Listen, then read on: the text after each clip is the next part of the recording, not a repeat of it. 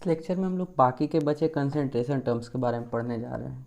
ये एक और एक्स्ट्रा है जो कि कोई खास कंसंट्रेशन टर्म नहीं है, बट एक छोटा सा टॉपिक है जो हम लोग को पढ़ना है, जैसे कि volume strength of H2O2 solution. तो चलिए देखते हैं volume strength of H2O2 solution क्या होता है। तो volume strength of H2O2 solution होता है equal to volume of O2 obtained in ml at STP by decomposition of H2O2 in 1 molar solution. देखिए ये क्या है कि H2O2 एक लिक्विड होता है जिसको H2O2 डाईहाइड्रोजन ऑक्साइड कहते हैं।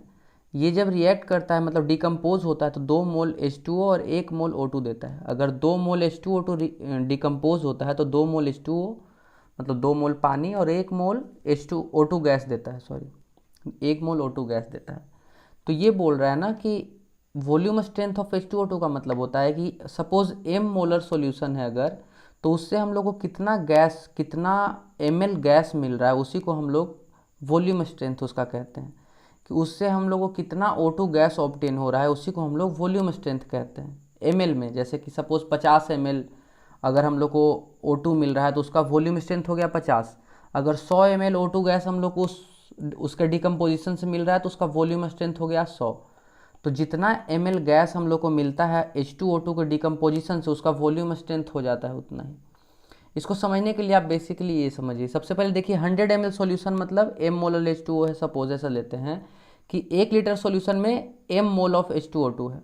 1 लीटर सॉल्यूशन 1000 ml में 1 m मोल H2O2 है, यानी कि उसका मोलरिटी कितना हो गया m। तो 1 ml सॉल्यूशन में कितना होगा, m/1000 मोल H2O2 होगा। ये समझ में आ रहा है ना। अगर 1000 ml में m मोलर है तो 1 ml में कितना होगा, m/1000। 2 मोल H2O2 में कितना होगा, 22.4 लीटर O2 मिलता है। देखिए यहाँ पे 2 मोल से हम लोग को 1 मोल O2 मिल रहा है, तो 2 मोल H2O2 से हम लोग को इतना ml O2 मिल रहा है। तो इतना मोल से कितना मिलेगा, ये देखिए ये जो m/1000 मोल से, इतना मोल से कितना मिलेगा, तो m/1000 मोल्स H2O2 हम लोग को कितना देगा, m/1000 इंटू 400 ml देगा। ठीक है, सिंपली इससे मल्टीप्लाई कर दिए हैं। ये 2 मोल H2O2 से इतना मिल रहा था तो इतना मोल से हम लोग को इतना मिलेगा। तो इसका क्या मतलब हो गया, यहाँ पे वॉल्यूम स्ट्रेंथ, अब यही जो है, यही जो टर्म है, यही वॉल्यूम स्ट्रेंथ हो जाता है। समझ में आया। सॉरी, यहाँ पे इंटू 2 होगा ना।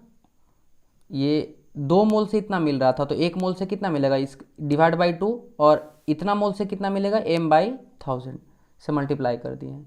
तो यही जो v है, ये जो टर्म है, ये यहाँ से यहाँ तक का जो ये टर्म है, यही वॉल्यूम स्ट्रेंथ कहलाता है। Is equal to 11.2 molar ml O2 at STP। जितना ml O2 हम लोग को STP में मिलता है, वही उसका वॉल्यूम स्ट्रेंथ हो जाता है। और ये होता है volume strength is equal to 11.2 into molarity. Molarity किसका, H2O2 का। ये H2O2 का मोलरिटी है, ठीक है ना। ये H2O2 का मोलरिटी है। तो हम लोग यहाँ से अगर हम लोग को वॉल्यूम स्ट्रेंथ दिया तो हम उसका मोलरिटी कैलकुलेट कर सकते हैं। अगर मोलरिटी दिया है तो वॉल्यूम स्ट्रेंथ कैलकुलेट कर सकते हैं। ये एक बेसिकली एक शॉर्ट फॉर्म आ गया, यहाँ पे सिंपल फॉर्मूला आ गया कि volume strength is equal to 11.2 into molarity. इतना ml हम लोग को मिलता है O2। जैसे कि यहाँ पे देखिए अगर दिया है 20V H2O2 सॉल्यूशन, मतलब कि इसका वॉल्यूम स्ट्रेंथ कितना है, 20V है। इसको 20V लिखा जाता है, ऐसे भी समझ सकते हैं आप, V इज इक्वल टू 20, कोई दोनों में डिफरेंस नहीं है। तो V इसका 20 दिया, तो हमको क्या पता है, V इज इक्वल टू क्या होता है, 11.2 इंटू मोलरिटी। तो अगर हमको यहाँ पे मोलरिटी फाइंड करना है तो क्या होगा, V/11.2 इक्वल टू 20/11.2। तो ये कितना हो गया, 1.786 मोलर। ठीक है, तो इसका मोलरिटी हो गया 1.786 मोलर। तो ये क्या था सिंपली कि अगर सपोज m मोलर एक सॉल्यूशन दिया है H2O2 का, तो उससे हम लोग को जितना ऑक्सीजन मिल रहा है वही उसका वॉल्यूम स्ट्रेंथ कहलाता है। सिंपल सा फॉर्मूला है इसका, V is equal to 11.2 into molarity. ये हमारा सिंपल सा फॉर्मूला है, इसको आप ध्यान में रखिएगा। इससे अगर शायद क्वेश्चन आया, ऐसा तो जनरली आता नहीं है, बट ये टॉपिक समझने के लिए अच्छा था इसलिए मैंने बता दिया। चलिए अब देखते हैं वेपर डेंसिटी क्या होता है। वेपर डेंसिटी होता है molar mass of gas divide by molar mass of H2। ठीक है, वेपर डेंसिटी क्या होता है कि मोलर मास ऑफ गैस का molar mass divide by molar mass of H2। तो ये क्या हो गया, मोलर मास ऑफ H2 कितना होता है, 2 होता है। इसका सिंपल समझ लो, अगर जनरल समझना है तो वेपर डेंसिटी हो जाता है मोलर मास डिवाइड बाई 2। ठीक है, मोलर मास डिवाइड बाई 2, क्योंकि मोलर मास ऑफ H2 कितना होता है, 2 होता है, तो सिंपली 2 से डिवाइड कर दिए हैं। अब molar mass is equal to V D into 2। Molar mass क्या हो गया, वेपर डेंसिटी इंटू 2 हो गया। सिंपल सा था ये, कुछ ज़्यादा कॉन्सेप्चुअल है नहीं, बहुत सिंपल सा टॉपिक है वेपर डेंसिटी। वेपर डेंसिटी क्या होता है, मोलर मास डिवाइड बाई 2। जैसे कि सपोज वाटर है H2 है, तो इसका वेपर डेंसिटी कितना होगा, 18/2 इक्वल टू 9। ठीक है, पार्ट्स पर मिलियन। चलिए ये लास्ट टॉपिक है, इसको भी हम लोग अभी देख लेते हैं, पार्ट्स पर मिलियन क्या होता है। सबसे पहले ये समझिए कि पार्ट्स पर मिलियन बहुत ही छोटे, बहुत ही कम अमाउंट में अगर कुछ प्रेजेंट हो उसके लिए यूज़ करते हैं। जैसे कि सपोज एक बड़े से टैंकर में 1 लीटर 1 kg चीनी मिला हुआ है, या फिर एक बड़े से टैंकर में 1 मुट्ठी हम लोग नमक डाल दिए, तो वहाँ पे क्या है, वो बहुत ही कम मात्रा में है, तो वहाँ पे हम लोग मोलरिटी मोलरिटी ये सब बहुत बड़ा टर्म हो जाता है। जैसे हम लोग एटॉमिक स्ट्रक्चर में क्या पढ़े थे कि अगर एटम का मास हम लोग को चाहिए, एटम का मास के लिए हम लोग केजी ग्राम नहीं यूज़ कर सकते क्योंकि वो बहुत छोटा है। उसी तरीके से अगर वो बहुत छोटा है तो वहाँ पे हम लोग मोलरिटी मोलरिटी या फिर मोल फ्रैक्शन ये सब यूज़ नहीं कर सकते। तो वहाँ पे हम लोग को यूज़ करना होता है पार्ट्स पर मिलियन। तो पार्ट्स पर मिलियन क्या होता है, mass of solute divide by mass of solution into 10⁶। ठीक है ना, mass of solute divide by mass of solution into 10⁶। इसका मतलब होता है कि 10 लाख में कितना पार्ट, कितना, अगर सपोज सॉल्यूशन में टोटल 10 लाख मॉलिक्यूल्स है तो उसमें से सोल्यूट का कितना मॉलिक्यूल्स है, वही ppm हो जाता है कि पार्ट्स पर मिलियन, 1 मिलियन में 10 लाख में कितना है वो। तो चलिए एक एग्जांपल लेते हैं, इन Patna's atmosphere SO2 is 200 ppm। यहाँ बोल रहा है कि पटना के एटमोसफेयर में SO2 जो है वो 200 ppm है। इसका मतलब क्या है कि 200 ग्राम H2O है, SO2 10⁶, यानी कि 10 लाख ग्राम ऑफ एयर में प्रेजेंट है। इसका मतलब हुआ कि 200 ग्राम SO2 कितना गैस में, कितना ग्राम ऑफ एयर में है, 10⁶ ग्राम ऑफ एयर में 200 ग्राम SO2 है। 200 ppm मतलब कि 1 मिलियन में 200। ठीक है, इतना सिंपल सा टॉपिक है ये, बहुत ही कोई ज़्यादा कॉम्प्लिकेटेड है नहीं कि इसको समझने में बहुत प्रॉब्लम होना चाहिए। अब यही पार्ट्स पर बिलियन होता है, जैसे कि पार्ट्स पर बिलियन, पार्ट्स पर बिलियन में कुछ नहीं, सिर्फ 10⁹ हो जाता। पार्ट्स पर बिलियन हो जाएगा, यही सिंपल मास ऑफ सॉल्यूट हो जाएगा, मास ऑफ सॉल्यूशन हो जाएगा। अगर ये बहुत और ज़्यादा छोटा हो तो वहाँ पे हम लोग पार्ट्स पर बिलियन यूज़ करते हैं, 10⁹।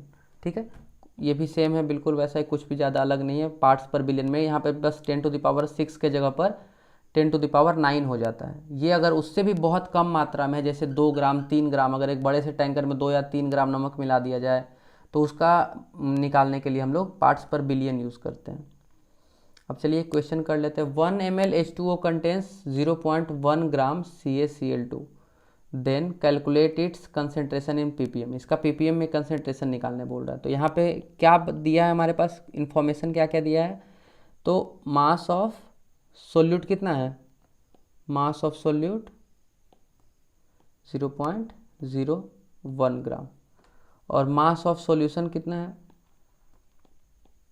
हाँ, इसमें एक बहुत इंपॉर्टेंट चीज़ याद रखिए कि मास ऑफ सॉल्वेंट और मास ऑफ सॉल्यूशन बराबर है। Mass of solvent is equal to mass of solution. ये क्यों है, क्योंकि यहाँ पे आप देख रहे हैं सोल्यूट बहुत कम है, इतना कम है कि उसको हम लोग नेग्लेक्ट कर सकते हैं। अगर 1000 लीटर में 2 ग्राम चीनी मिला दे तो उसका मास नेग्लिजिबल है, उसको हम लोग ना भी कंसिडर करें तो कोई फ़र्क नहीं पड़ेगा। 1 लाख प्लस अगर हम लोग 1 कर भी दें तो क्या फ़र्क पड़ेगा, कुछ होगा, बहुत माइनर फ़र्क पड़ेगा जिसको हम लोग नेग्लेक्ट कर सकते हैं। तो यहाँ पे हम लोग मास ऑफ सॉल्यूशन को मास ऑफ सॉल्वेंट ही ले लेंगे, कोई भी सोचने का या फिर ज़्यादा दिमाग लगाने का इसमें ज़रूरत नहीं है। तो मास ऑफ सॉल्यूशन कितना है, मास ऑफ सॉल्यूशन हो गया 1 लीटर यानी कि 1000 ग्राम। जनरली हम लोग 1 लीटर को एक 1000 ग्राम लेते हैं या फिर 1 ml को 1 ग्राम लेते हैं स्टैंडर्ड। अब हम लोग ppm निकालते हैं। ppm क्या हो गया, 0.01 mass of solute divide by mass of solution 1000 into 10⁶। ये हो गया 0.01 इंटू 10⁻³ इक्वल टू 10। तो ये क्या हो गया 10 ppm। ठीक है ना, तो इसमें क्या हो गया CaCO2 concentration of CaCO CaCl2 is equal to 10 ppm, 10 parts per mil, मतलब कि 1,00,000 ग्राम पानी में 10 ग्राम CaCl2 प्रेजेंट है। ठीक है, ये हो गया हमारा क्वेश्चन।